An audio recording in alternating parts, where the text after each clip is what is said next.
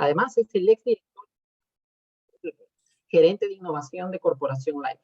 Tiene actualmente más de 18 patentes cosméticas y más de 2.000 productos diseñados y lanzados al mercado, no solo en Latinoamérica, sino en Estados Unidos y Europa.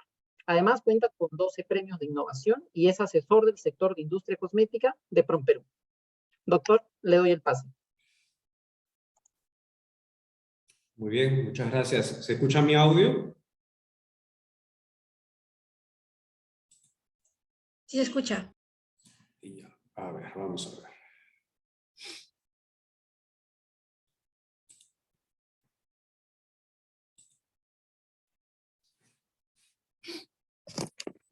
Así para que me vean.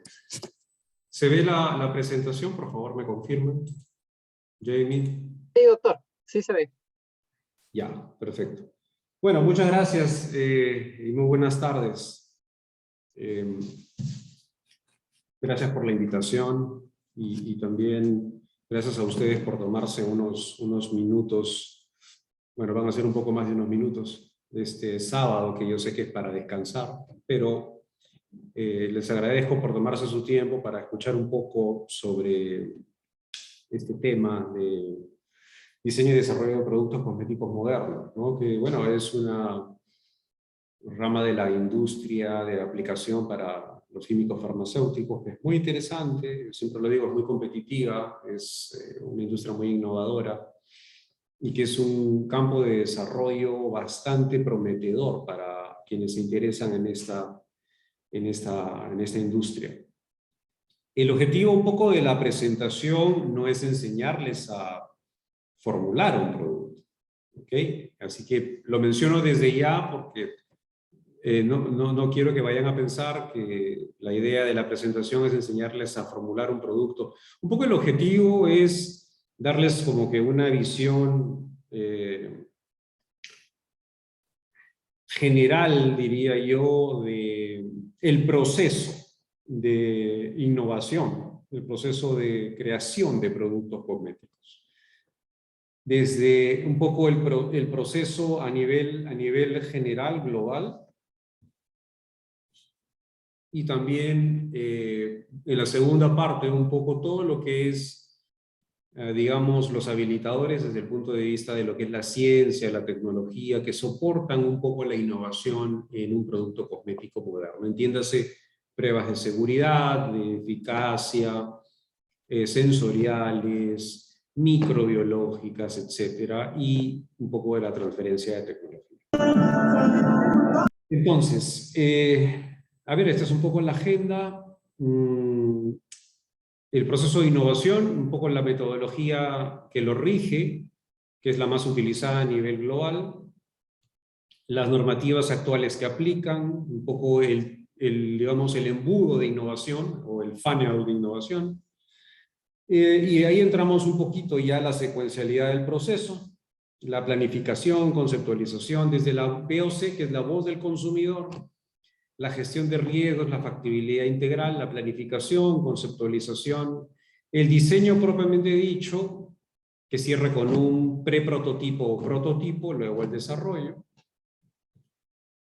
Y luego, como les mencioné, un poco la ciencia que soporta todo lo que es el diseño y desarrollo de estos productos, para terminar un poco con la parte de transferencia de tecnología. Entonces, bueno, es bastante información, voy a tratar de resumirla en estos 45 minutos, dando espacio para preguntas al final, si es que hubiera interés en algunas consultas.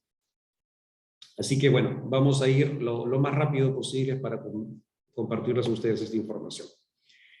Este es un poco el macroproceso de innovación. El macroproceso de innovación tiene una serie de subprocesos claves que van desde el planeamiento y conceptualización, el diseño propiamente dicho, el desarrollo, que se traslapa con el diseño, la transferencia de tecnología, que arranca prácticamente a mitad del proceso de diseño, luego el lanzamiento propiamente dicho, el cierre de proyecto y lo que es el seguimiento y control, que es básico para que el proceso funcione.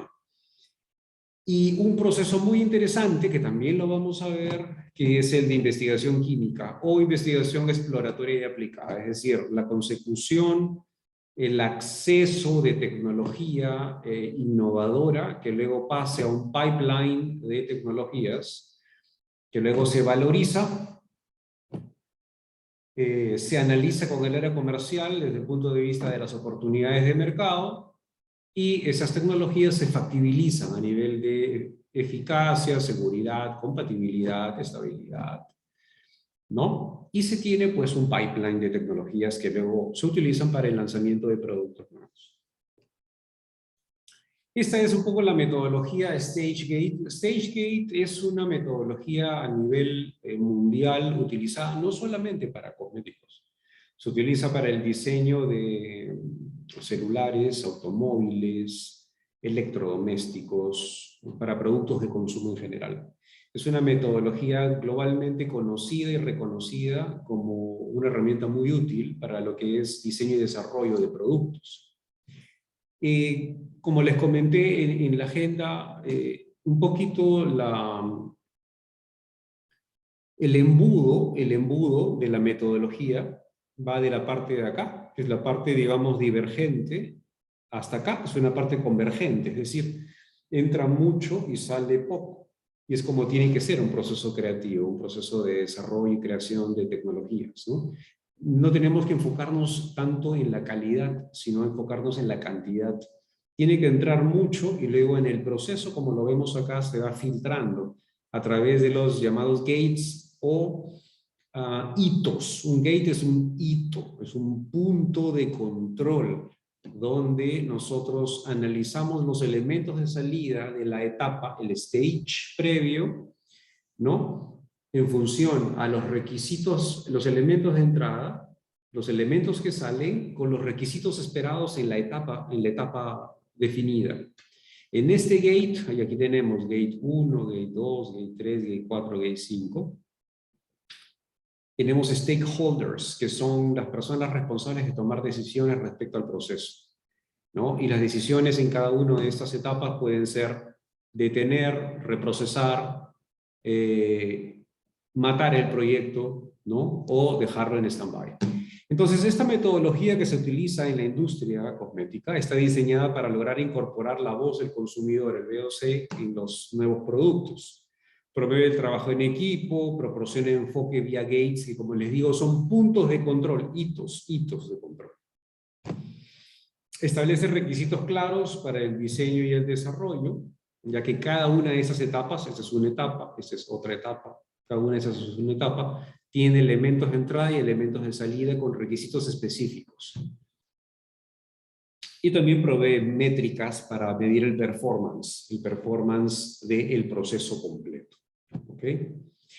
El modelo de diseño y desarrollo de productos cosméticos se basa en la metodología StageGate, pero también toma en cuenta, por ejemplo, las buenas prácticas del PDMA, ¿no? Que es el Product Management Association, que reúne las buenas prácticas y herramientas para el desarrollo de productos nuevos, las buenas prácticas del PMI, que es todo lo que es Project Management, ¿no?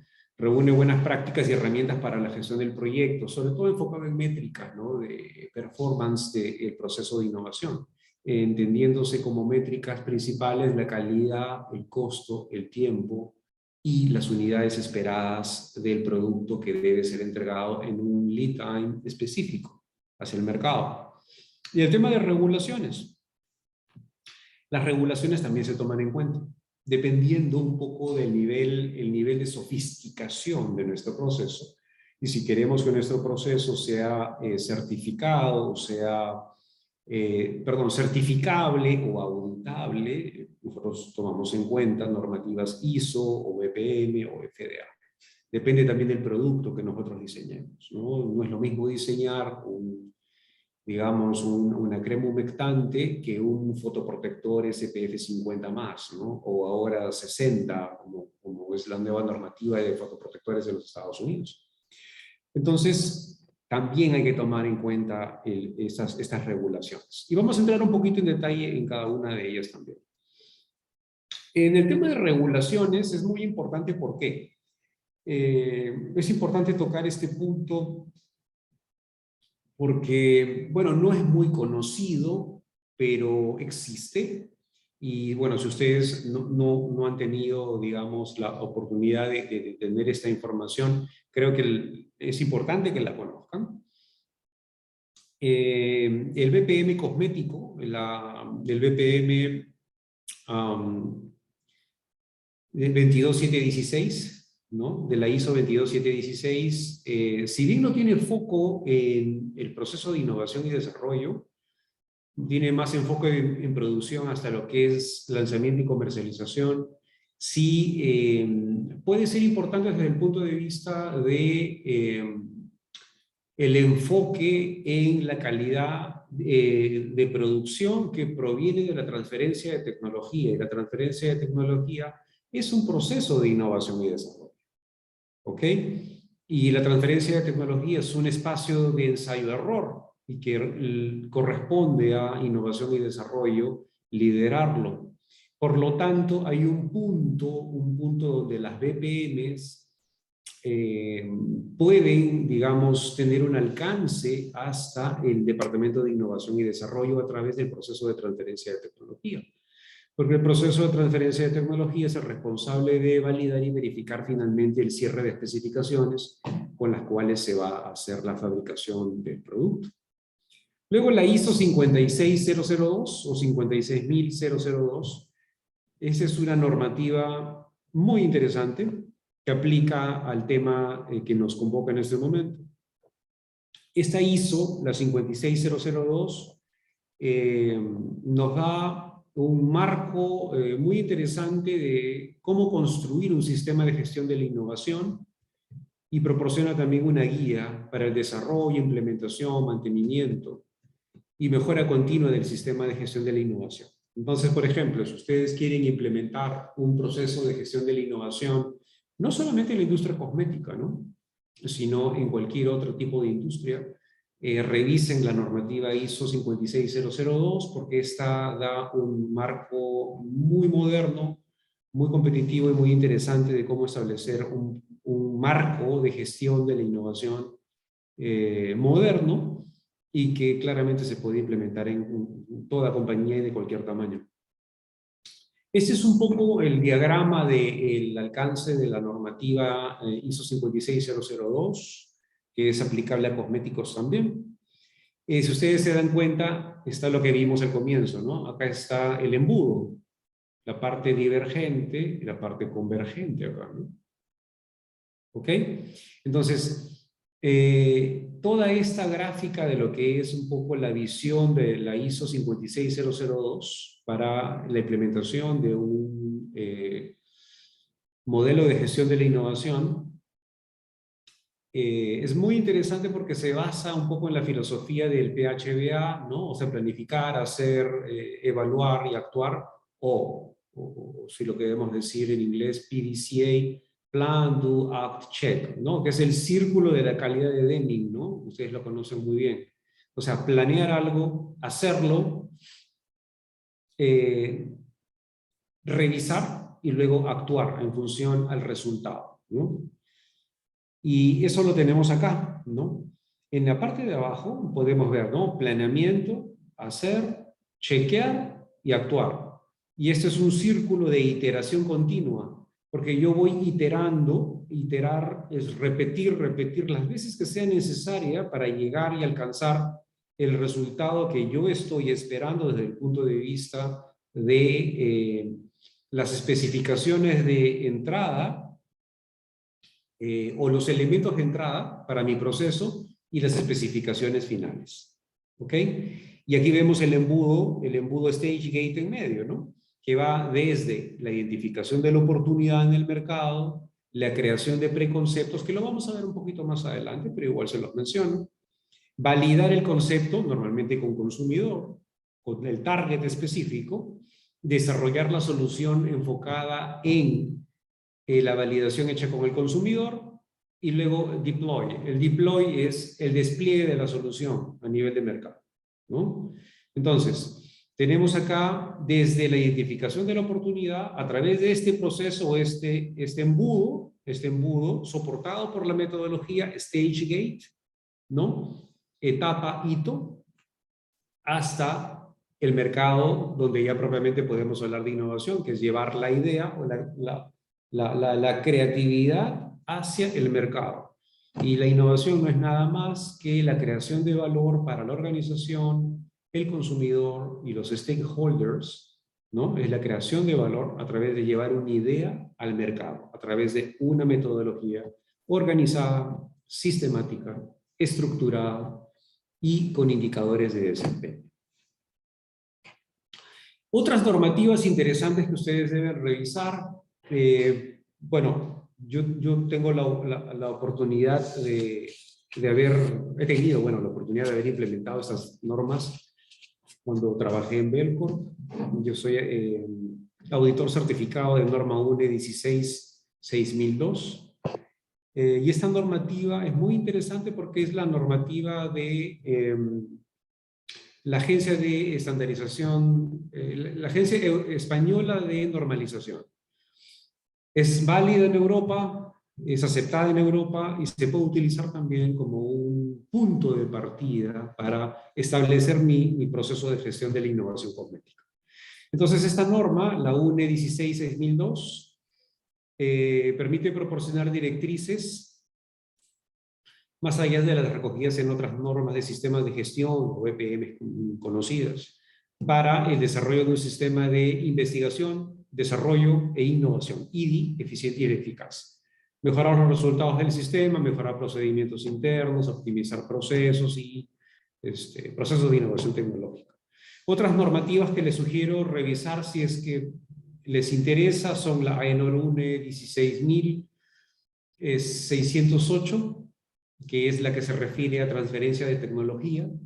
Esta normativa estandarizada de la Agencia Española de Normalización hace foco específico en transferencia de tecnología y cómo implementarla.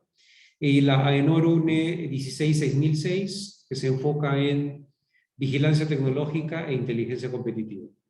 ¿Ok? Son normativas también que yo recomiendo revisar si es que uno quiere implementar o conocer un poco más de lo que es gestión de la innovación en la industria cosmética, ¿no? Como les digo, esto no necesariamente es exclusivo de la industria cosmética, se puede utilizar también para otras industrias, pero es muy útil y muy aplicable para la industria cosmética. Acá podemos ver un poco el diagrama de la AENOR UNE 16602, que es repito, digamos, la normativa de la Agencia Española de Normalización de cara a un proceso de gestión de la innovación. Entonces, acá en realidad se comparten muchos conceptos similares a la ISO 56002. Vamos desde la vigilancia tecnológica, ¿no? Porque necesito yo hacer prospección tecnológica. Luego, de la prospección tecnológica y un poco la creatividad interna, el análisis interno también de digamos, el conocimiento propio de la organización, salen las ideas que luego tienen que ser validadas a nivel de viabilidad técnica, económica. Luego la selección de ideas desde el punto de vista de la factibilidad por el tema de tiempo, factibilidad financiera, sanitaria, legal, marcaria. Y luego entramos a un proceso, ¿no? Ya propiamente dicho de diseño básico o un prototipeado básico, un prototipeado más detallado, ¿no? Luego un poco el deploy que vimos, el despliegue del prototipo, ¿no? La demostración y luego la comercialización, ¿no? Y en todas estas etapas, claramente, nuevamente, digamos, el ciclo de calidad iterativo, de planear, hacer, chequear, actuar, es absolutamente válido, porque siempre hay que iterar y siempre hay que testear el resultado de cada una de las etapas versus un poco los requisitos o las expectativas dentro de cada una de las etapas del proceso. ¿Ok? Entonces, entrando un poquito ya a lo que es cosmética, hasta aquí hemos visto, bueno, la ISO 22716, la ISO 56002, las normativas UNE que aplican a la gestión de la innovación, pero ahorita quiero entrar ya en materia en lo que es cosmética, ¿no? Específicamente en lo que es cosmética. Ese es un embudo típico, para lo que es gestión de la innovación en la industria cosmética. Vamos a ver cómo fluye y cuáles son las actividades secuenciales, ¿no? Primero viene la parte de planeamiento, el planeamiento de la innovación, donde viene desde los lineamientos para el workshop de innovación. El workshop de innovación es un momento en el cual se comparte conocimiento, tendencias, conocimiento del consumidor, de la competencia, cómo se está comportando mi marca, cómo se está convirtiendo el entorno competitivo, para yo, en función a esa información, hago un análisis de sector, de mercado consumidor e innovación tecnológica, y si se dan cuenta, se va cerrando el embudo, se va haciendo más, digamos, ancho, divergente, y se va cerrando, se va haciendo convergente. Aquí tenemos un primer hito, el hito 0, donde se valida un poco la información que proviene de lo que es el análisis del sector, para aterrizar acá en una visión de marca y portafolio de productos. Es decir, yo como marca que quiero lanzar, qué tipo de producto quiero desarrollar, por el tipo de canal que yo maneje, el tipo de negocio que yo tenga.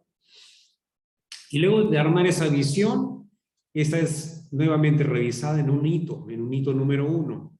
Y como yo les mencioné, cada uno de los hitos tiene como objetivo que los stakeholders, es decir, los líderes que tienen capacidad de decisión, puedan o darle go, es decir, que se continúe la siguiente etapa, o que se reprocese, o dejar en stand-by el proyecto, ¿no? O simplemente eliminarlo y decir, no, esto no va, no funciona, no lo queremos, no es como lo queríamos, y matar el proyecto, ¿no? Pero pongámonos en el caso que le dan go. Entonces, del hito número 1 pasamos acá, a lo que es priorización de los proyectos, desarrollo del presupuesto, el cronograma de lanzamiento y de dimensionar los recursos. Cuando nos referimos a el cronograma es cuando lo queremos lanzar, el dimensionamiento de recursos es un poco, tenemos los recursos humanos disponibles, con el conocimiento disponible para poder hacer realidad esta visión de marca a nivel de producto. ¿Qué herramientas y activos fijos necesitamos? Necesitamos activos menores, necesitamos activos mayores, necesitamos maquinaria, necesitamos comprar o adquirir alguna tecnología que no tenemos, ¿no?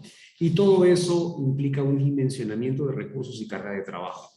Una vez que todo eso está dimensionado, se valida en este, en este gate número 2, que es el pase al proyecto. En el pase al proyecto, obviamente, se analiza y se revisa la priorización, el presupuesto asociado a esta visión del lanzamiento de productos nuevos, el cronograma, si el cronograma hace sentido, es decir, vamos a lanzarlo en tal fecha, pero esa fecha es adecuada para la visión estratégica de la compañía, sí o no, dependiendo de la marca, submarca, canal, ¿no?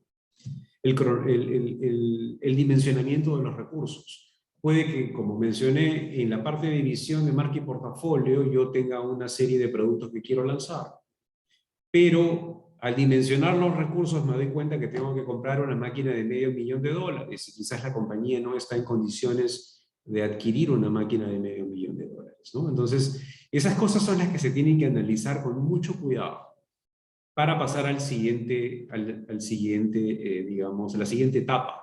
Entonces, digamos como que todo sale bien y en este hito de pase de proyecto pasamos a la etapa de planificación y conceptualización, que las vamos a ver detalladamente más adelante. Y aquí comienzan a activarse estos círculos de iteración de calidad, de PHBA, ¿no? De como les había dicho, ¿no? Planificar, hacer, evaluar y actuar, ¿no? Que es el círculo virtuoso de la calidad. ¿Y por qué? Porque constantemente tenemos que estar planeando lo que hacemos, actuar, tomar acción, evaluar y decidir qué hacer. Si regresamos a ajustar el prototipo, regresamos a ajustar el concepto, ¿no? Previa validación con el consumidor, ¿no? Es por eso que este es un círculo iterativo, es constante, ¿no? Constante. Es decir, las compañías que son muy innovadoras tienen una filosofía llamada de flash to test. El flash to test es crear el concepto e ir rápidamente al mercado para validarlo, ¿no? Es decir, actuar, ¿no? Planificar, actuar verificar y corregir. Ese círculo que lo vemos aquí abajo, en esta parte de acá, es muy rápido. Esta iteración es muy, muy rápida. Y esta filosofía de Flash to Test le permite a las compañías poder desafiar el concepto o las ideas preconcebidas con el mercado clave, el consumidor clave, y corregir lo que tengan que corregir, ¿no? Entonces, esa es un poco la filosofía que comienza a tomar forma acá en este embudo de lo que es la innovación. Planificación y conceptualización es una etapa que, bueno, vamos a ver más adelante en detalle. Luego de la planificación, nosotros cerramos la planificación y conceptualización del producto cosmético con una factibilidad integral y los riesgos asociados. La planificación es un poco el cronograma detallado del proyecto. La conceptualización es claramente construir el concepto del producto, ¿no? El concepto que soporta el producto, ¿no? Y se cierra la planificación y conceptualización en esta etapa con una factibilidad integral que es factibilidad de fórmula, de base, factibilidad sanitaria, es decir, es registrable o no mi concepto con los claims que yo quiero, o qué nivel de riesgo, ¿no? Marcaria, la marca que yo quiero es una marca que existe o no existe, capaz yo estoy creando una marca nueva y esa marca ya existe en el mercado y no la voy a poder registrar en el Decopy, ¿no? Entonces tengo una factibilidad integral, fórmula, envase, sanitaria, legal, marcaria, y también una factibilidad de producción, de fabricación. Puede que todo esté bien, pero digamos no tengo la tecnología porque no me aprobaron el $500,000 para la máquina que yo necesitaba, ¿no? Entonces, por lo tanto, mi factibilidad de producción a nivel del producto no va a ser muy alta y probablemente el proyecto se caiga. Digamos como que al cierre de la planificación y conceptualización tengo un alto nivel de factibilidad para mi proyecto. Pero todo proyecto tiene riesgos asociados. Y los riesgos en las compañías tienen que ser identificados, tienen que ser gerenciados para mitigar el riesgo. ¿Okay? Entonces, una vez que yo identifico los riesgos, estos riesgos los tomo, los paso en la plantilla de seguimiento de gestión de riesgos y gestiono y gerencio el riesgo asociado a mi proyecto. ¿Ok? Una vez que yo cierro esto, paso al hito número 3. Y bueno, si los riesgos son aceptados, los riesgos integrales son aceptados, el preconcepto es aprobado, la oportunidad de mercado es aceptada y el cronograma detallado también es aceptado, entro a diseño. Y aquí viene toda la parte de diseño del producto cosmético, ¿no? Que estamos hablando de preformulación, de formulación, de estudios de estabilidad acelerados a 50 grados o estudios quizás sensoriales con el target, si es que lo tengo disponible, etc. Cierro diseño con un preprototipo, lo llevo a un gate número 4 y en el gate número 4 se evalúa el preprototipo a nivel de empaque y a nivel de fórmula. Y también se valida el concepto, ¿no? O se evalúa el concepto con la información previa de haberlo contrastado con mi consumidor target. Y luego de que el preprototipo queda aprobado, yo paso al negocio, que es ya el desarrollo. A medida de que yo voy avanzando en este embudo, se aplica la ley del 1-10-100, o si quieren llamarle la del 10-100,000. ¿Qué es esto? Que cuando yo voy avanzando y me voy internando cada vez más en este proceso, en este embudo de izquierda a derecha, mientras más adelante yo esté en el proceso de diseño y desarrollo, más me va a costar un error. Es por eso que se le llama 1-10-100 o 10-100,000. Más adelante estoy, más me cuesta. ¿Ok? Más previamente o a priori identifico un riesgo y lo gestiono y tomo decisiones y acciones para mitigar el riesgo, me cuesta menos, me cuesta 1, no me cuesta 10, no me cuesta 100 o me cuesta 1000, ¿no? Por eso es muy importante el seguimiento y control, que lo vimos en el mapeo general del macroproceso.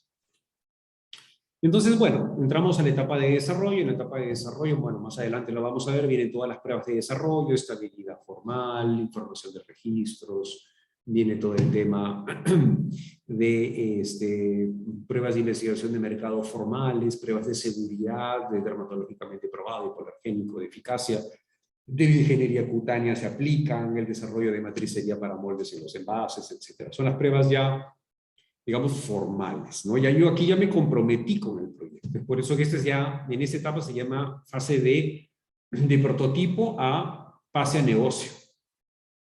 Y siempre se aplica el círculo de calidad PHBA, ¿no? Luego tenemos un hito 5 y pasamos luego a transferencia de tecnología, y luego del escalonamiento de la transferencia de tecnología tenemos otro hito donde hacemos la revisión de los resultados a nivel de especificaciones o verificación de algunas características físico-químicas organolépticas del producto, si es que así lo hemos definido como críticos, como elementos críticos de la calidad, que lo vamos a ver más adelante. Y bueno, el lanzamiento. Entonces vamos rápido, internándonos un poquito cada vez más en el proceso. El tema del consumidor es crucial. Si yo no entiendo al consumidor, no tiene sentido, no tiene mucho sentido un diseño que pretenda ser exitoso. Nosotros nos debemos al consumidor y yo siempre he pensado, y en mi vida lo he visto así, una innovación nace del consumidor y regresa al consumidor. Si yo no atiendo las necesidades o los insights del consumidor, mi producto va a fracasar.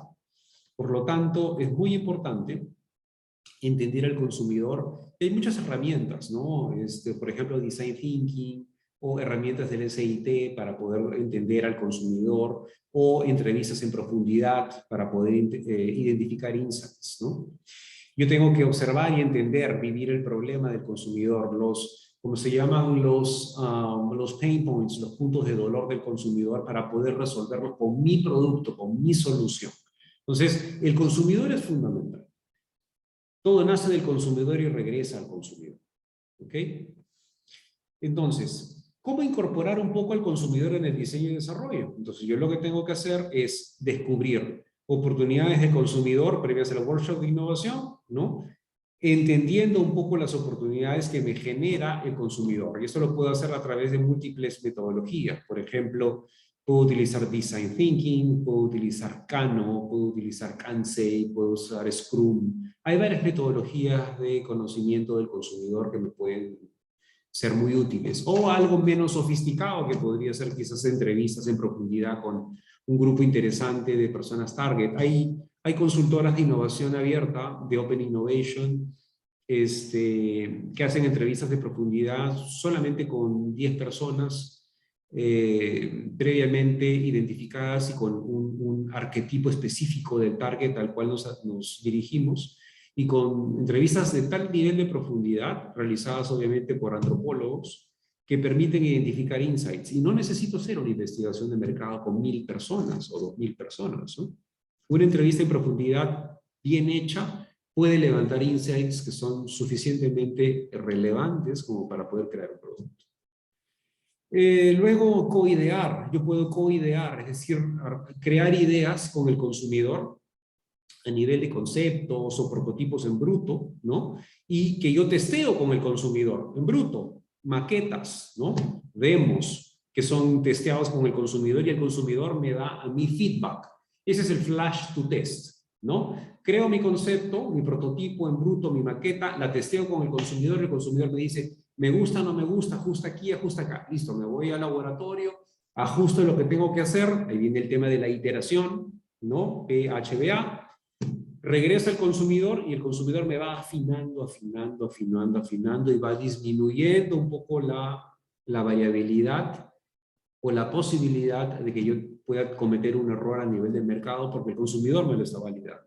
O también puedo co-crear, es decir, desarrollar los prototipos propiamente de la mano del consumidor, con esencialmente heavy users. Aquí se selecciona heavy users, que son consumidores que son digamos, muy frecuentes de la categoría, subcategoría de producto que yo quiero lanzar y que son muy conocedores. Por ejemplo, ahora en los Estados Unidos está muy de moda utilizar influencers, heavy users para la co-creación de productos.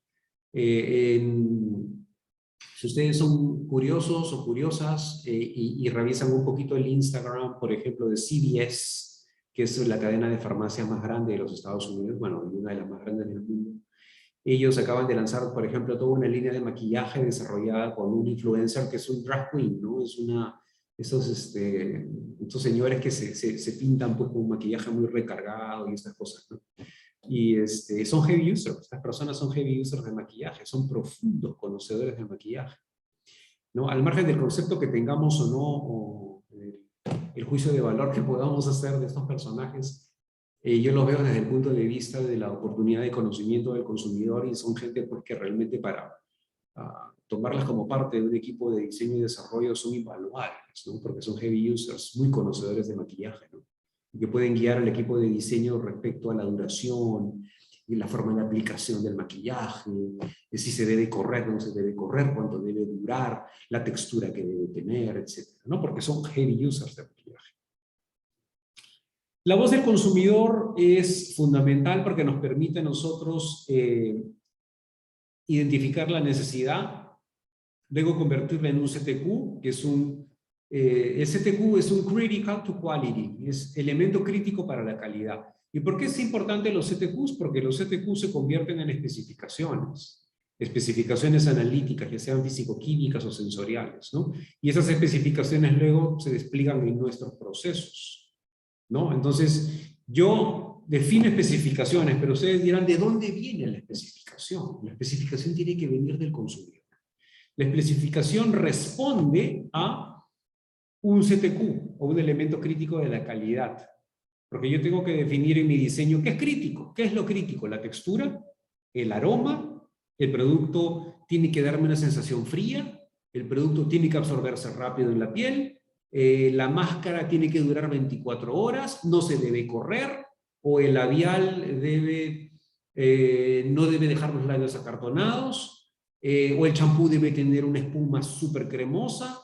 Esos son los elementos críticos para la calidad y que luego yo, en función a velar que se cumplan a través del proceso, tengo que generar una especificación que se encargue de velar de que ese CTQ sea preservado a través de mi proceso. ¿Ok? La voz del consumidor es la voz del cliente, a través, como les digo, de observaciones con muchas metodologías. Se define la necesidad, que pueden ser no comunicadas o básicas, las comunicadas, es decir, las que te dice el consumidor, o las emocionales, ¿no? También, y los CTQ, como menciono, que son los elementos críticos para la calidad. Vamos a avanzar acá un poquito más rápido y quiero entrar a lo que es dónde están ubicados los CTQs en el proceso de innovación. La voz del consumidor nace desde las primeras etapas. Se hace la priorización de las necesidades del consumidor, ¿no? Y esos CTQs luego se despliegan en especificaciones en diseño. Yo no puedo hacer un diseño de una fórmula si yo no tengo especificaciones. Y esas especificaciones deben responder a un elemento crítico de la calidad que proviene de la voz del consumidor. Luego las especificaciones se despliegan en procesos, ¿ok? Recordemos que transferencia de tecnología, como les mencioné, arranca desde la etapa de diseño, con los pilotos, digamos, de fórmula en las primeras etapas de lo que es diseño.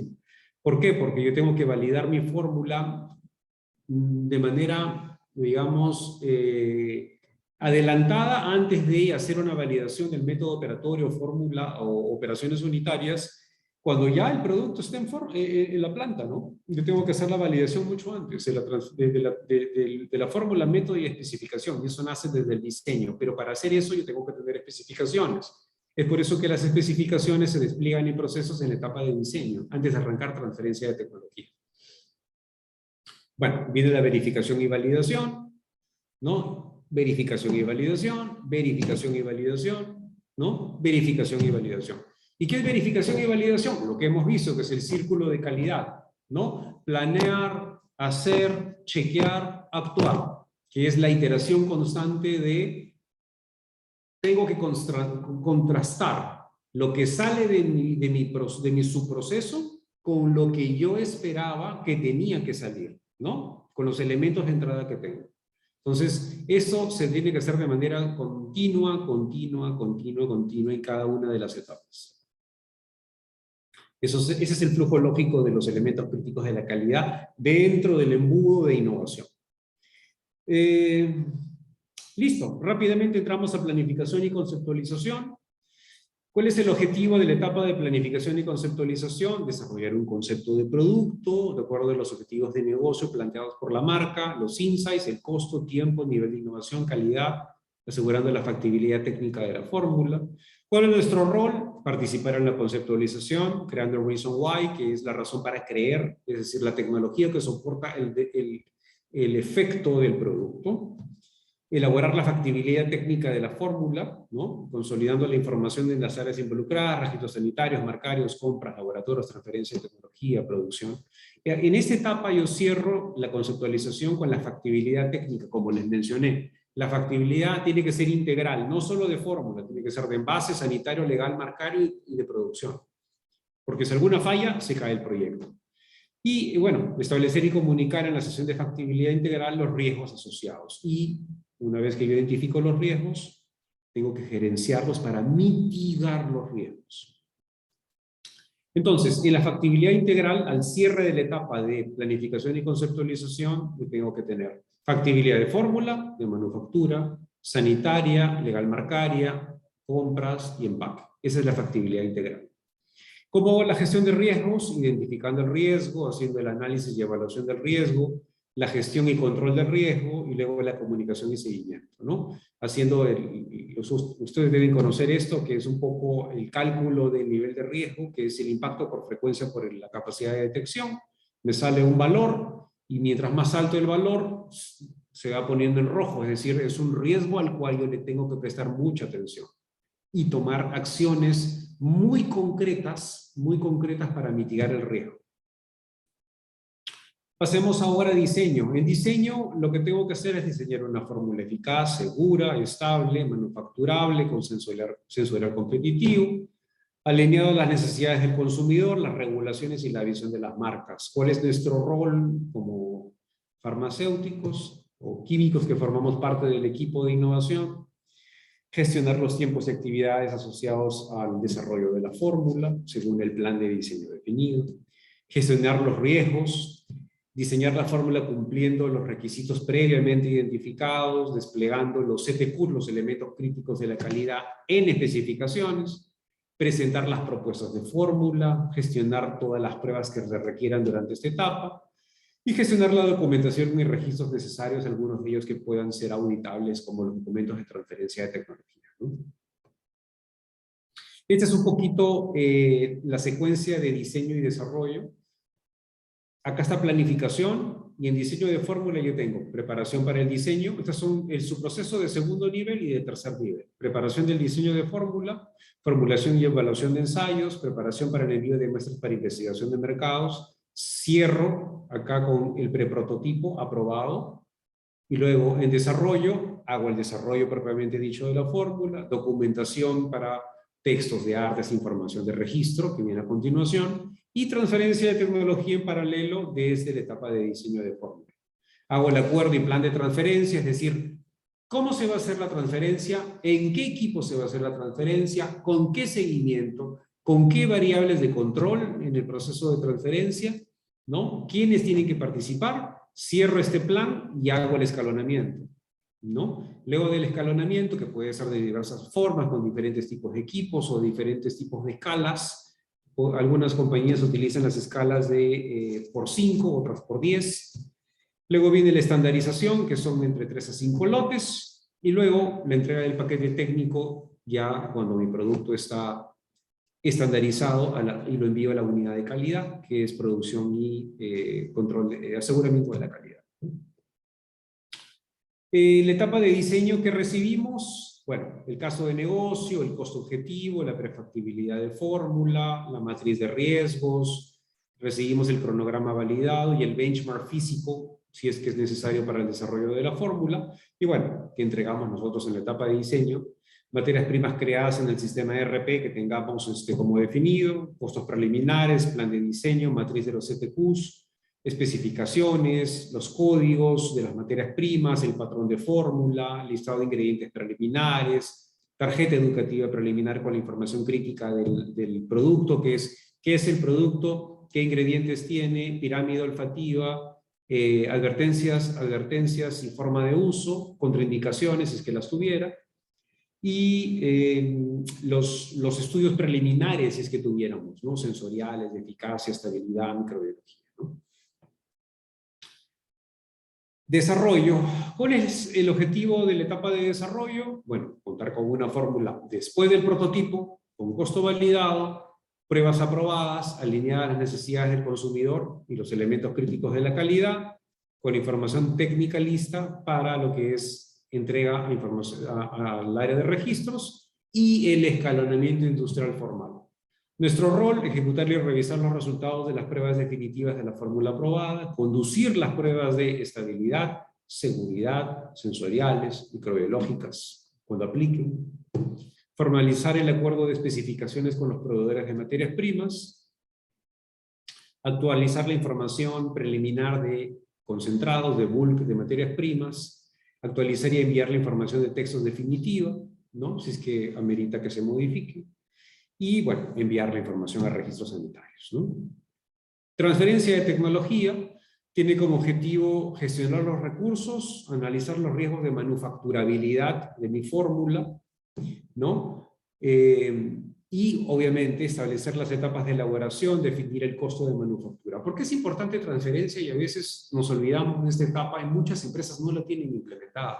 Transferencia de tecnología no solamente sirve para como una etapa de verificación y validación de especificaciones, sino también para el cierre de las mismas, pero también para asegurarnos que esas especificaciones, de acuerdo a cómo están cerradas, respondan a los elementos críticos de la calidad, los cuales, como ustedes saben, responden a la voz del consumidor, como lo hemos visto en el proceso de despliegue de STQs, ¿no? Y bueno, transferencia tiene como objetivo demostrar a través de evidencia documentada que el proceso de fabricación tiene un alto grado de seguridad, permite obtener productos terminados que cumplen con las especificaciones definidas y las características de calidad predeterminadas. Nuestro rol: diseñar el proceso industrial de fabricación del bulk, factible y reproducible, asegurar la reproducibilidad a nivel industrial, garantizar la correcta transferencia y asegurar que el bulk cumpla con las especificaciones definidas desde la etapa de diseño. ¿Ok? Ese es nuestro rol en transferencia de tecnología. Y bueno, transferencia de tecnología es una etapa que puede ser extremadamente crítica porque puede que todo lo previo haya salido fantásticamente bien, pero sin transferencia de tecnología yo no modelo mi proceso de transferencia de tecnología de una forma adecuada, puede que el producto se caiga a nivel semi-industrial o industrial. Entonces, esta etapa es crucial y es, digamos, el momento de la verdad, donde yo valido mis especificaciones, cierro mis especificaciones, ¿no? Y hago una verificación final de todos los elementos previos que han ingresado en mi proceso de innovación. Es importante mencionar que transferencia de tecnología sigue siendo un espacio de ensayo-error todavía. Por lo tanto, al ser un espacio de ensayo-error, ¿por qué de ensayo-error? Porque yo puedo ajustar mis especificaciones todavía acá. Hacerlas un poquito más amplias, acotarlas, ¿no? Este espacio de transferencia de tecnología es un espacio de ensayo-error y que me permite a mí todavía ajustar y validar mis especificaciones. Sigue siendo una etapa que pertenece a innovación y desarrollo, pero como es una etapa previa a producción de la cual nacen las especificaciones que luego tienen que ser respetadas ya con las producciones regulares a nivel de producción, es probablemente un área que, según algunos auditores, sí es auditable dentro del equipo del área de innovación desde el punto de vista de BPM cosmético, ¿no? Objetivos: bueno, identificar los riesgos, establecer y validar y optimizar etapas de elaboración, diseñar el proceso productivo y demostrar mediante evidencia documentada que el proceso de fabricación tiene un alto grado de seguridad y permite obtener productos terminados, ¿no? Que cumplen especificaciones y características de calidad predeterminadas. Bueno, voy a pasar un poquito esto de acá, ya es un poco de información técnica sobre el proceso de transferencia, pero se las puedo dejar como ustedes, para que ustedes la revisen al final. Esta presentación va a ser para ustedes también.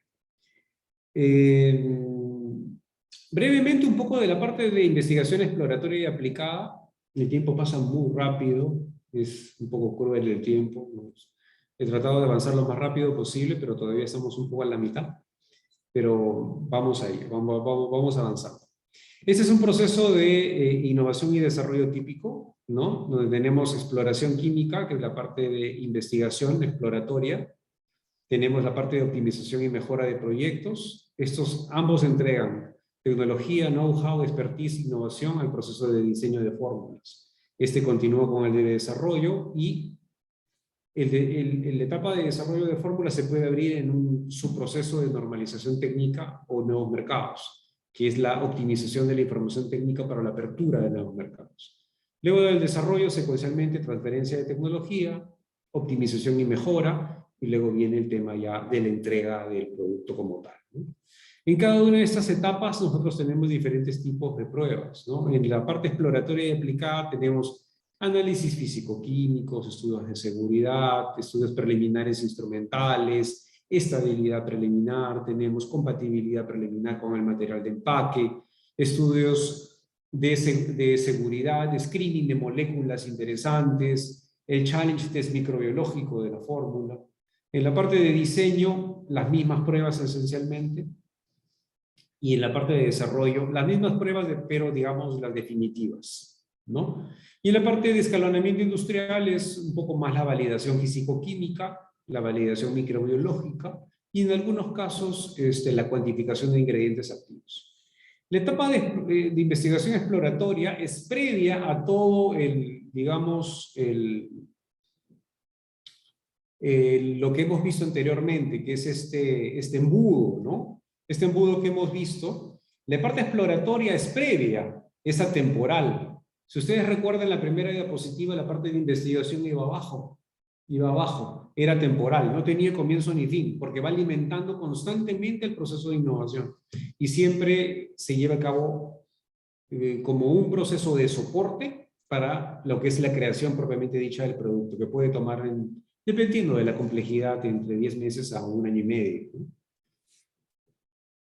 Entonces, el proceso se alimenta de tecnologías, patentes, prototipos que vienen de proveedores, de ferias, de congresos, de centros de información especializado. Si tenemos un departamento de ciencia consumidor, eso nos alimenta a diferentes subprocesos, acuerdos de tecnología, ingeniería reversa, soporte técnico, banco de fórmulas o el subproceso de investigación exploratoria y aplicada. ¿Qué es lo que sale de cada uno de esos subprocesos? Sale formulaciones, innovaciones, tecnologías listas para lanzarse al mercado, tecnologías probadas y comprobadas y que alimentan al equipo comercial. Voy a avanzar esto un poquito rápido y quiero cerrar con la parte de ciencia y tecnología que soporta la innovación. Nosotros echamos mano de una serie de pruebas, análisis instrumentales, físico-químicos, estudios in vitro, estudios clínicos, estudios ex vivo, y estudios sensoriales, que son agradabilidad, estudios diferenciales, estudios de atributos, para poder validar una serie de claims. Por ejemplo, efecto antiarruga, elasticidad, volumen, crecimiento, firmeza, tonicidad, brillo, color, suavidad, rugosidad, etc. Todo se puede validar con ese tipo de pruebas. ¿Ok? Y esto se puede hacer tanto en in vivo como en in vitro o ex vivo, ¿no? En in vivo, por ejemplo, tenemos análisis dimensionales de contorno del rostro, propiedades biomecánicas de la piel, complexión de la piel, propiedades eléctricas de la piel, y para eso utilizamos una serie de equipos, ¿no? El balistómetro, que por ejemplo mide firmeza, elasticidad, tonicidad, ¿no? A través de propiedades eléctricas nosotros podemos medir el pH de la piel, podemos medir también lo que son manchas con el mexamíter, el cromamíter para medir, por ejemplo, lo que son descoloraciones de la piel o cambios de la coloración de la piel. En estudios en vivo también podemos medir la hidratación con corneometría, un equipo llamado Skycon que sirve para medir la conductancia eléctrica de la piel, el moisture meter que mide la constante dieléctrica de la piel. Todos estos equipos nos permiten medir un poco el nivel de hidratación que tenemos en la piel, ¿no? Tanto en productos farma como en productos cosméticos. A nivel de relieve, para medir arrugas, podemos utilizar profilómetros láser que nos miden escaneando la superficie de la piel, como que haciendo un mapeo de la superficie para ver un poquito el nivel de arrugas y la profundidad y el ancho de las arrugas. Este es el típico gráfico que nos arroja un perfilómetro láser, ¿no? Para ver la profundidad. En línea roja podemos ver la profundidad de las arrugas, y en línea verde luego de un tratamiento. Acá en azul, mientras más oscuro es más profunda la arruga, y luego del tratamiento vean cómo desaparece gradualmente, ¿no? Y se atenúa la profundidad de las líneas de las arruguitas. Y esto lo puede medir de manera instrumental, in vivo, un equipo llamado profilómetro láser. Acá, esta es una imagen 3D tridimensional del lo mismo, del equipo con el perfilómetro láser, donde vemos acá una arruga.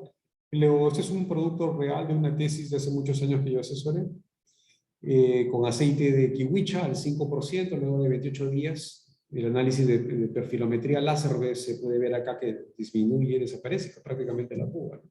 Y eso se puede ser evaluado con el equipo, el perfilómetro láser, ¿no? El equipo Primus 3D, que nos permite evaluar también, digamos, volúmenes, arrugas también.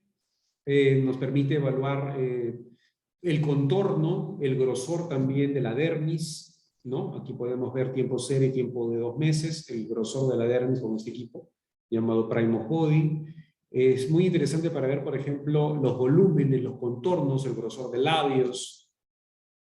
Para equipos reductores o slimming también es muy útil para ver si es que los activos lipolíticos funcionan, ¿no? Pruebas de seguridad, hay muchos tipos de pruebas. Se utilizan los equipos de irritación in vitro, ya sea ocular o dérmico, la prueba EDCAM, que es utilizada en Europa, la prueba con glóbulos rojos, epiderm, cultivos con fibroblastos, es decir, con células, cultivos de queratinocitos también, para ver el nivel de irritación de mi fórmula, ¿no? Y tenemos toda una serie de estudios in vitro, ¿no? No voy a entrar en detalle acá, pero se utilizan para medir la seguridad de los cosméticos. Cultivos celulares, en tejidos también de todo tipo, para medir la viabilidad celular cuando es puesta en contacto con mi fórmula o un ingrediente que pienso utilizar, y ver si este es tóxico o irritante frente a estos cultivos celulares, ¿no? Este es un poco el procedimiento. Y acá en esas celditas, mientras más rojo es el color, nos indica que el nivel de daño celular es mayor, y eso nos permite un poquito como hacer un screening de las fórmulas y de los ingredientes que quiero utilizar para determinar cuál es el idóneo para mi diseño, ¿no? Las pruebas de RBST, Red Blood Test Cell, que es un poco para ver, por ejemplo, la irritación de los detergentes, los surfactantes, sobre todo para productos para bebés, para los conceptos de no lágrimas también, como una prueba de screening. Si yo quiero tener un claim de no lágrimas, tengo que hacer una prueba de instilación ocular sí o sí. Pero esta prueba me puede permitir a mí, en función a identificar el nivel de lisis de los glóbulos rojos, si estoy utilizando, digamos, los detergentes adecuados o los sistemas preservantes adecuados en mi champú o en mi acondicionador, ¿no? Y bueno, ese es un poquito el mapeo, ¿no? El mapeo, el scoring, el score que se hace de los resultados de las pruebas en función al nivel de color, de intensidad del color rojo, que se mide con un colorímetro, ¿no? Y mayor intensidad de color, por lo tanto, el ingrediente o la fórmula es potencialmente más irritante, ¿no? Y bueno, el EDCAM, ¿no? Que es ensayar en membrana coralentoidea de huevos de gallina, que también sirve para medir un poco el potencial irritante de fórmulas o ingredientes individuales, como mencioné, cultivos celulares, y bueno, y las pruebas clínicas, ¿no? Que son fundamentales para poder tener un diseño y desarrollo robusto de mi producto y una validación final a nivel de uso clínico bajo supervisión dermatológica con voluntarios humanos, ¿no? ¿Qué puedo hacer? Prueba de patch test para el claim dermatológicamente probado, una prueba de IPRT o HIRPT, que es una prueba de sensibilización por insulto repetido para el claim hipoalergénico, pruebas de fototoxicidad, fotoalergia, pruebas para el claim oftalmológicamente probado, para el claim clínicamente probado, las pruebas de fotoprotección solar que se tienen que hacer in vivo, También se puede hacer la medición del UVA in vitro, pero bueno, esencialmente para el SPF se utilizan mucho más las pruebas in vivo. Y las evaluaciones sensoriales, test discriminativos, de agradabilidad, me gusta, no me gusta, o comparativos entre dos diferentes lotes versus un patrón de un producto o una materia prima, en función al análisis de atributos, ¿no? Mapeos o spiderwebs o telarañas de agradabilidad, donde yo puedo evaluar de manera sensorial la esparcibilidad, la pegajosidad, la humedad, el grosor, la velocidad de absorción. Pruebas que se hacen en la etapa de diseño o en la etapa de desarrollo o luego de lanzamiento para asegurarme de que las características de mi fórmula responden a lo que se deseó en la etapa de diseño y que responde a quizás a la voz del consumidor y lo que el consumidor espera. Pruebas de estabilidad fundamentales, tengo que hacer pruebas de estabilidad sí o sí.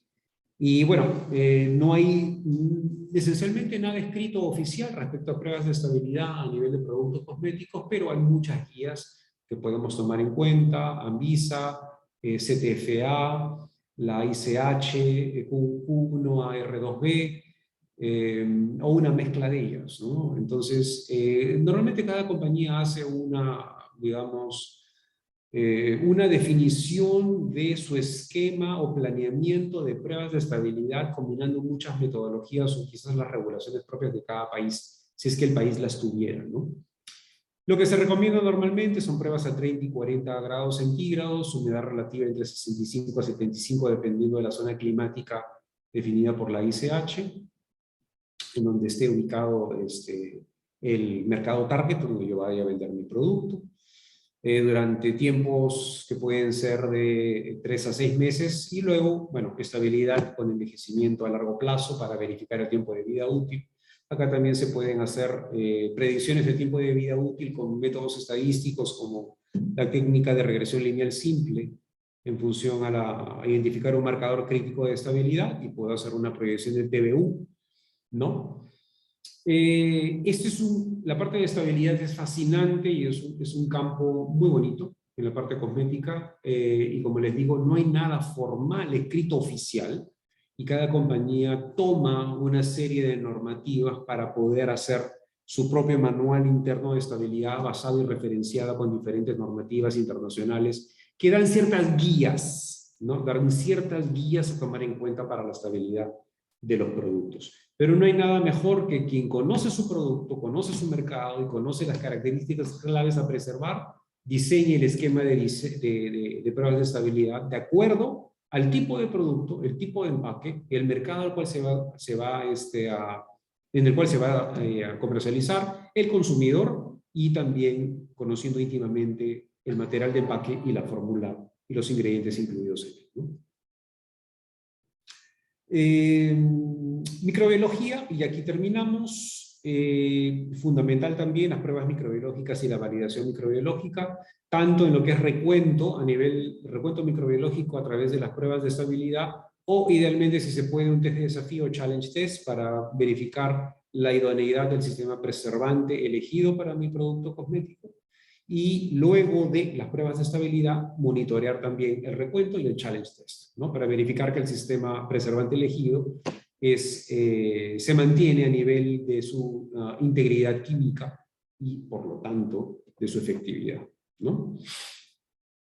Bueno, estudios de cuantificación que también se pueden llevar a cabo, cuantificación de filtros solares, de vitaminas, de algunos péptidos o ingredientes activos, y para eso utilizamos cromatógrafo de gases, HPLC, medidores de tamaño de partícula, equipos de absorción atómica para medir, por ejemplo, metales. Tenemos un protector solar que tiene 5 titanio, o queremos verificar si los cosméticos, el maquillaje tiene trazas de plomo, arsénico o níquel, que ahora está prohibido en Europa, o asbesto en el talco, ¿no? Medición de rheología para ver un poco la tixotropía de mis emulsiones. Digamos como que la gama de pruebas es muy, muy amplia para asegurar la calidad de mi producto cosmético. Y bueno, eso es un poco, he corrido del tiempo que me permitieron 5 minutos más. Les pido disculpas si he corrido un poco, es mucha información, y bueno, hay mucha más información. que hubiera querido compartirles, pero el tiempo es muy corto. Entonces, les agradezco por su paciencia, y si tuvieran alguna duda, alguna consulta, yo encantado de poder ayudarlos a aclarar o despejar las dudas que tengan, ¿no? Hola, doctor, ¿qué tal? Sí, ya hay aquí algunas preguntas. Invitamos a los participantes de la ponencia que escriban sus preguntas en chat. Una de las preguntas que está aquí es, ¿cuáles son los inconvenientes o problemas más frecuentes dentro del proceso de innovación? Bueno, esa es una pregunta bien amplia, ¿no? En un proceso de innovación puede suceder de todo, porque un proceso de innovación como tal convive con el riesgo y con la incertidumbre. Si alguien quiere trabajar en un área de innovación, tiene que saber que debe convivir con la incertidumbre y con el riesgo. Eso es parte del día a día. Pero lo que tenemos que hacer es ser muy hábiles en identificar el riesgo y poder actuar en consecuencia. Eso significa tener un proceso de risk management, gestión del riesgo, muy robusto. Por eso yo les mencionaba que cuando cerramos la etapa de planeamiento y conceptualización, creación del concepto, yo cierro con lo que es una factibilidad integral. Y la factibilidad integral arroja riesgos. Esos riesgos tienen que ser identificados, gerenciados, para mitigar el riesgo asociado. Puntualmente, ¿qué puede suceder? Puede suceder de todo. Puede suceder de todo. Desde el punto de vista de falla microbiológica, falla a nivel de producción, puede producirse un tema simplemente de que el producto resultante del proceso de innovación no cumpla las expectativas comerciales o cumpla las expectativas mínimas del consumidor porque se ha desviado a través del proceso, ¿no? Pero en mi experiencia, ya casi de 28 años en la industria cosmética, ¿qué les puedo decir? Yo he visto de todo. He visto de todo. Puede suceder de todo, ¿no?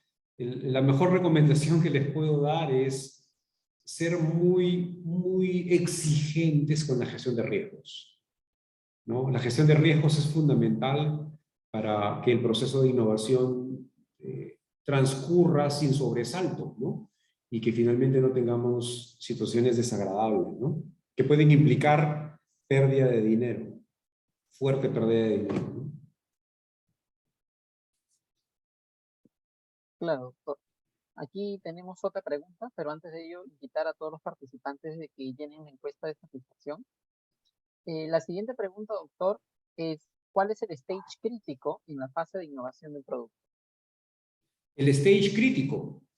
Así es. A ver, desde el punto de vista de que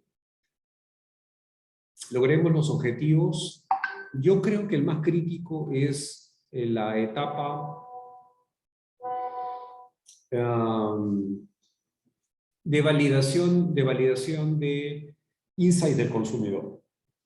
Si nosotros no tenemos claramente validados los insights del consumidor y la voz del consumidor, nuestro diseño se puede desviar de una manera impresionante, ¿no? Y no le vamos a pegar a la necesidad del consumidor. Como yo les dije, la innovación nace del consumidor y regresa al consumidor, o algunos dicen nace del mercado y regresa al mercado. Esto significa que yo tengo que responder al consumidor lo que el consumidor espera, quiere y desea. Por lo tanto, para mí la etapa más crítica son las primeras etapas, que es cuando yo identifico la voz del consumidor, ¿no? La voz del consumidor, y luego de ahí viene ya el trabajo sistemático, planificado y organizado de lo que es el despliegue de elementos críticos de la calidad y las especificaciones, ¿no? Si yo sigo esa secuencia correcta, y como digo, hay múltiples metodologías para levantar la voz del consumidor. Desde una simple entrevista en profundidad, puedo hacer un focus, puedo utilizar metodologías más sofisticadas como un QFD, que es el Quality Functional Deployment. Puedo utilizar un Kansei, un Kano, puedo hacer un Design Thinking con un grupo de heavy users. Hay múltiples metodologías, múltiples. Pero, nuevamente, si yo no tengo claramente definidas las necesidades del consumidor, puedo hacer al final cualquier cosa y el resultado puede ser no el esperado, ¿no? Entonces, esa es la parte más crítica, el consumidor. Perfecto. Aquí tenemos una pregunta más, que es, la Comisión Europea cada cierto tiempo restringe o prohíbe uno o más ingredientes usados en cosméticos.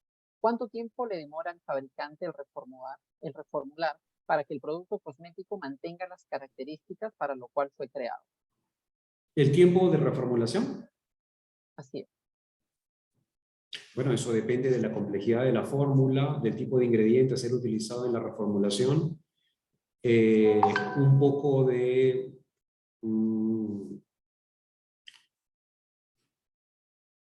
yo diría que un poco de la complejidad de la fórmula, del tipo de ingrediente, la concentración del ingrediente en la fórmula, el impacto que tiene el ingrediente para el desempeño de la fórmula, la seguridad de la fórmula, y el tiempo puede variar, puede ser muy corto, como una reformulación puede ser muy rápida, puede durar pues 2 o 3 días, como puede tomar un tiempo de hasta 2 o 3 semanas. Si incluimos la validación del que el cambio esté conforme, con estabilidades, podemos hablar sí, en un proceso extremadamente riguroso de unos 3 meses, ¿no? De unos 3 meses. Obviamente, cumpliendo el control de cambios respectivo y con la gestión de riesgos asociados. Cualquier reformulación también tiene un riesgo asociado. Entonces, es muy variable. Depende, yo diría que cada caso es una historia completamente diferente. No podría decir un tiempo promedio porque hay muchos casos, no es lo mismo reformular un talco que no tiene agua, que reformular pues una máscara de pestañas a prueba de agua y de duración 24 horas, ¿no? Cada formato cosmético tiene una propia complejidad que hace que, digamos, como que la respuesta que les pueda dar sea muy, muy puntual y muy customizada dependiendo del caso, ¿no? Claro. Muy bien, creo que esas serían todas las preguntas. Por mi parte, tengo una pregunta al respecto sobre gestión de riesgos. Ha mencionado que es lo más fundamental en este proceso de innovación de cosméticos. ¿Qué herramientas recomienda usted para esta gestión de riesgos? ¿Las basadas en la ISO 31000? Bueno, para el tema de gestión de riesgos, hay varias literaturas que pueden ser tomadas en cuenta. La misma ISO recomienda también un proceso de gestión de riesgos. Las prácticas del PDMI también recomiendan y dan los lineamientos sobre el tema de gestión de riesgos. Lo que es la BPA Pharma también recomienda y da algunos lineamientos sobre el tema de gestión de riesgos. Pero en realidad va a depender mucho también de cómo lo quieran implementar dentro de su proceso de innovación, ¿no? Va a depender de cómo lo quieran manejar. Pero esencialmente lo básico de una gestión de riesgos es identificar el riesgo y poder hacer la cuantificación digamos, del riesgo asociado en función al NPR, como les digo, ¿no? Que es un poco la posibilidad de ocurrencia, la capacidad de detección y el impacto que tiene la organización. Ese es un cálculo matemático muy simple, es una multiplicación muy simple. Yo creo que eso no es la parte complicada. La parte complicada es el tema de ser conscientes de que hay que hacer un seguimiento al riesgo y que hay que identificarlo, ¿no? Y sobre todo de que la organización sepa que tiene que gestionar el riesgo. A veces no nos gusta a las áreas comerciales no les gusta que les hablen de riesgos.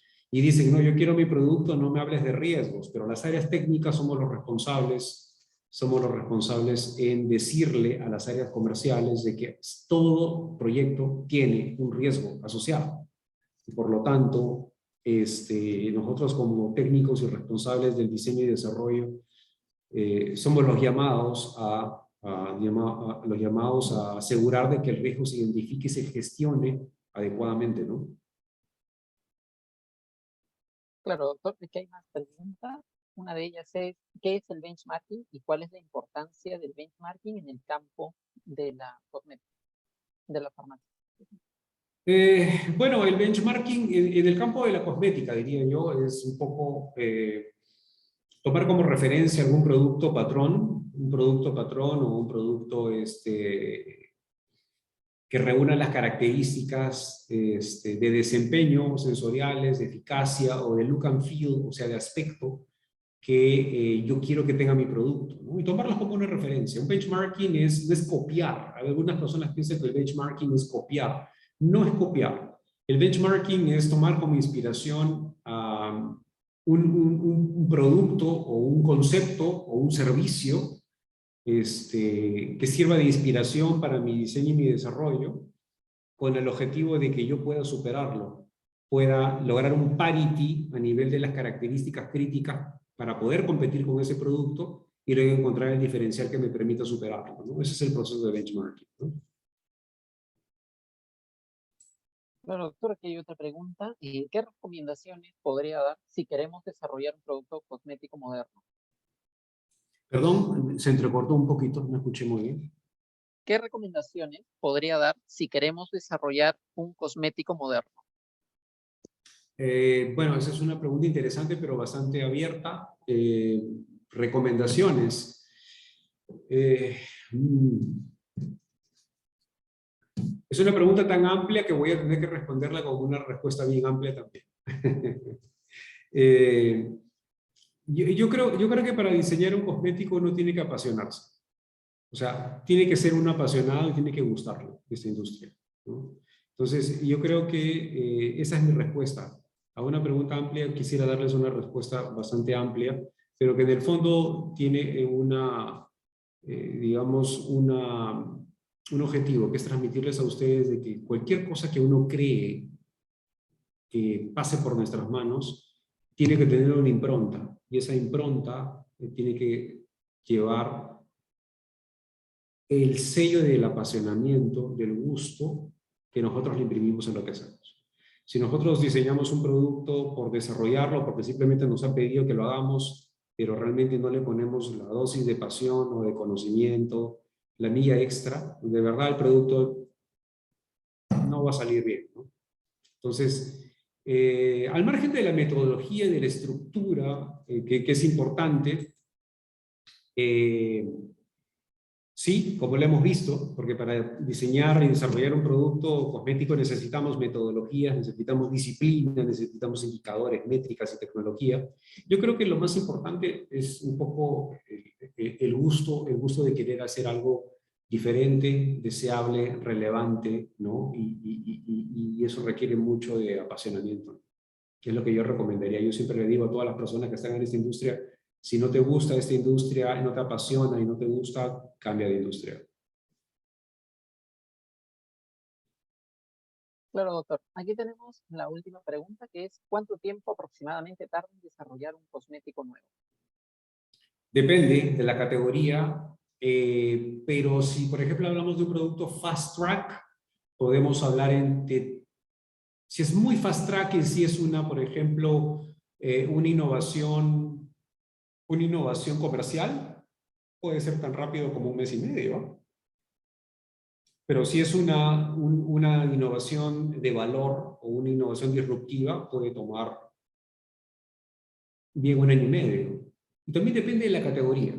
Un producto de maquillaje o cuidado de la piel puede tomar un promedio de unos 10 a 12 meses, frente a un proyecto, por ejemplo, de perfumería fina o perfumería masiva, donde podemos lanzarlo en un promedio de si es una fórmula, digamos, con algunos elementos compensados, entre unos 4 a 6 meses, ¿ah? Si es que es muy rápido, una fragancia puede lanzarse así. Si es un compensado de empaque o un compensado de bulk, en 4 a 6 meses. Ah, ya, doctor. Perfecto, doctor. Muchas gracias por el tiempo, por su atención y por la disposición de poder brindarnos esta charla muy provechosa para todos nosotros. Para despedirnos, los invito a que prendan sus cámaras para poder tomarnos una foto.